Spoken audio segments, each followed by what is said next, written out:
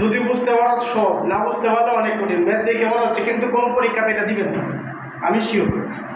কোনো পরীক্ষাতে এই ম্যাথ আসবে না, কিন্তু কথা হচ্ছে তোমার বেসিক কনসেপ্ট ক্লিয়ার করার জন্য যথেষ্ট পরিমাণ ম্যাথ বেসিকের জন্য, ঠিক আছে? তাহলে অ্যাকচুয়ালি দেখো, আমরা গ্রাউন্ড থেকে শুরু করি। তাহলে খেয়াল করো, এই পয়েন্টের ভোল্টেজটা কত? জিরো। তাহলে বলো এই পয়েন্টের ভোল্টেজ কত? তাহলে 0 ভোল্ট, একটা পয়েন্টের ভোল্টেজ পাই গেল নাকি? জি, ক্লিয়ার। আচ্ছা, এখন আসো তাহলে আরেকটা অপেমের দিকে ঢুকি। তাহলে এটা হয়ে গেল, আর এই পয়েন্টটা যেহেতু B0, তাহলে এই পয়েন্টের ভোল্টেজটা কত? তাহলে B0, এটা বললাম, হ্যাঁ ক্লিয়ার। আচ্ছা, তাহলে এখন একটা জিনিস খেয়াল করে দেখো, এটা প্লাস পয়েন্ট, তাহলে এটা ধরি এই ভোল্টেজটা ধরলাম আমরা, মনে করো মানে B1 ভোল্টেজটা ধরলাম কতটুকু? B1। তাহলে বলো এই পয়েন্টের ভোল্টেজটা কত? B1। ক্লিয়ার কিনা? জি, ক্লিয়ার। তাহলে এটা যদি B1 হয়, তাহলে এটা কত হবে? B1, কারণ আমরা জানি এই প্লাস পয়েন্টের ভোল্টেজটাই মাইনাস পয়েন্টের ভোল্টেজের সমান, ঠিক আছে? আচ্ছা, এখন একটা জিনিস খেয়াল করে দেখো, তাহলে এটা একটা ভিন্ন অন্য একটা পয়েন্ট না? জি, এটা তো কোনো দিক থেকে আসতেছে না, আসতেছে। তাহলে এটাকে ধরে নিলাম, মনে করো B2 ধরে নিলাম। কি B2 আর কোনো পয়েন্ট আছে? না। আছে কোনো পয়েন্ট নাই। এখন আমরা আস্তে আস্তে মানে ধরে ধরে কাজ করব। তাহলে এখন এটা আমরা সলিউশন করতেছি, দেখো খেয়াল করো। তাহলে এখন আমরা যে কোনটাকে ধরবো আগে, ধরে এটার কাজই করি, কোনো সমস্যা না। যে কোনো দিক থেকে কাজ করতে পারি, ক্লিয়ার। তাহলে আমরা ধরি প্রথমে এই পয়েন্টটাকে নিয়ে কাজ করি। তাহলে মানে অ্যাপ্লাই KCL এট পয়েন্ট B1, ঠিক না? যেহেতু আমরা B1 নিচ্ছি, তাহলে B1 ধরবো। তাহলে যেহেতু এগুলোর মধ্যে কোনো কারেন্টের ডিরেকশন দেওয়া নাই, তাহলে আমরা ইচ্ছা মতো ধরে নিব, তাই না? তাহলে আমরা ধরে নিলাম সবগুলো আগত হচ্ছে, এটা আগত হচ্ছে এই জায়গা থেকে, এটা আগত হচ্ছে। তাহলে এই দিকে কত অ্যাম্পিয়ার আসবে?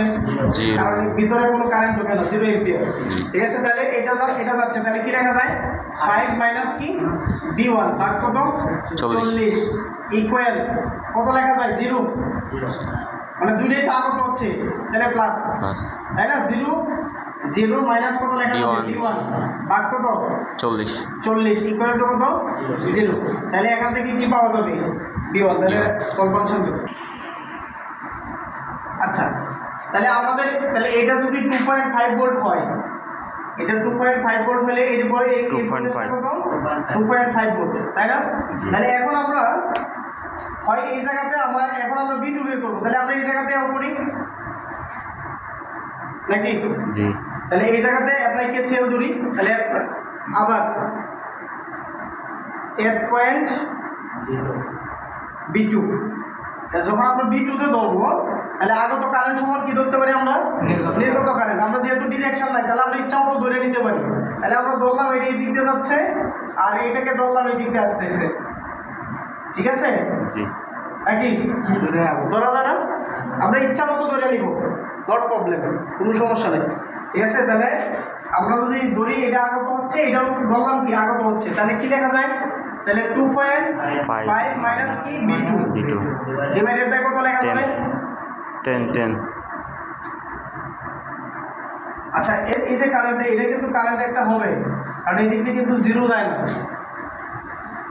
বুঝা গেছে? এই দিক দিয়ে কিন্তু কারেন্টটা কি নাই, মানে 0 যাবে না, প্রবেশ করবে। কিন্তু আমার কারেন্ট এই দিক দিয়ে 0 যাইতে পারে, বাট এইটার ভিতর দিয়ে কি কারেন্ট আছে, কথা কি ক্লিয়ার?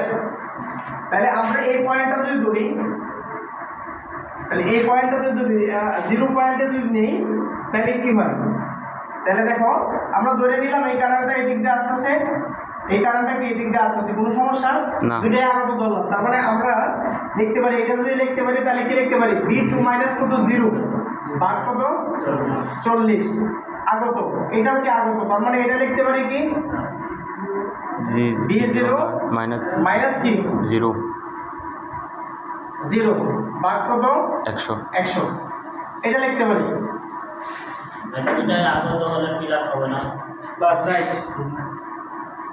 ইকুয়াল টু কত?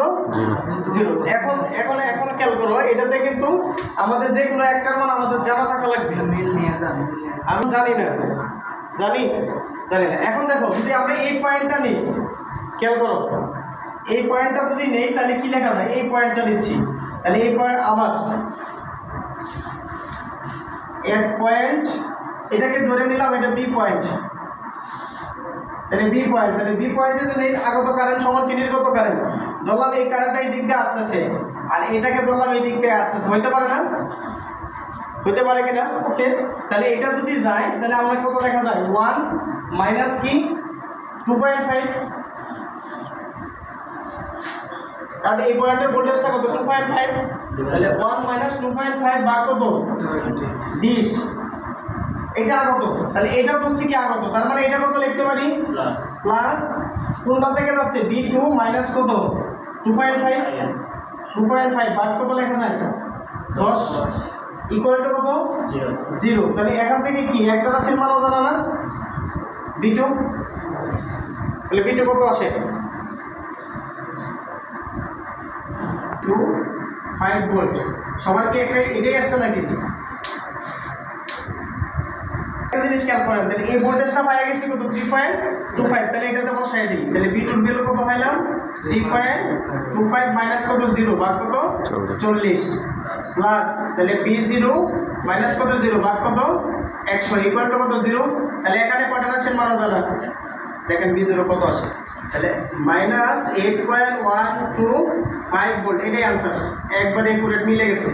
এখন একটা জিনিস খেয়াল করে দেখেন, ভালো করে বুঝেন, দেখেন এটা যখন আমরা নিচ্ছি, ঠিক আছে, এই পয়েন্টটাতে কিন্তু অ্যাপ্লাই কেসিএলটা নেওয়া যাবে না, কেন নেওয়া যাবে না কত, কারণ হচ্ছে দেখেন আমরা এর আগেও একটা ম্যাথ করছি, এই অপেমে এইটার ভিতর দিয়ে কিন্তু কারেন্ট আসে, আসতেও পারে যাইতেও পারে, আসতেও পারে যাইতেও পারে, যেহেতু আমরা এই শাখার কারেন্টটা জানি না, জানি এটা কত এম্পিয়ার যাচ্ছে জানি, অনেক সময় এটা মনে হবে এই দিক থেকে যেহেতু 0 এম্পিয়ার ঢুকে 0 এম্পিয়ার, তাহলে এই দিকে আমরা 0, ব্যাপারটা কিন্তু এরকম না, ঠিক আছে, যেহেতু ব্যাপারটা এরকম না, এই জন্য এই ম্যাথটা একটু কঠিন, কঠিন বলতে কিচ্ছুই নাই, জাস্ট খালি যদি আমরা কাজ করি এই পয়েন্টের ভোল্টেজটা আমরা বের করলাম, ঠিক আছে, তাহলে এই পয়েন্টের ভোল্টেজটা হচ্ছে কি এই পয়েন্টের ভোল্টেজটা সমান, তাহলে আমরা যদি এখানে আগত কারেন্ট নির্গত কারেন্ট দিই তাহলে এখান থেকে b1 আমরা পাই গেছি, তাহলে 2.5, এই 2.5 ভোল্টেজটা কিন্তু এইটা, যেহেতু আমি এই পয়েন্টের ভোল্টেজটা জানি তাহলে এখানে আমরা অ্যাপ্লাই কেসিএল দিই,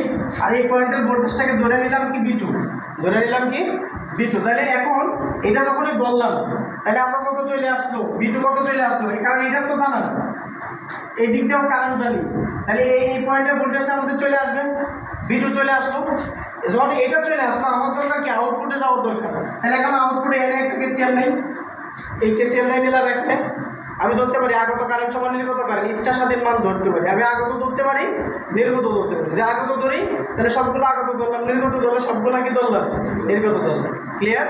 এখন এই যে b2 যেটা পাইছি এই b2টা এই সমীকরণটা বসাই দিই, তাহলে আউটপুট ভোল্টেজের মান চলে আসবে, আলেকজান্ডার সাদেপুর ম্যাথ এটা, ঠিক আছে, এই ম্যাথটা সচরাচর মানে ইজি না আর কি, একটু ইজি না, একটু কঠিন আর কি, কোনো চাকরি পরীক্ষাতে আসবে না, আমি 100% শিওর, ঠিক আছে, আসতেও পারে নাও আসতে পারে, আসার সম্ভাবনা নাই বললে চলে, কিন্তু বেসিক ক্লিয়ার করার জন্য ম্যাথটা যথেষ্ট।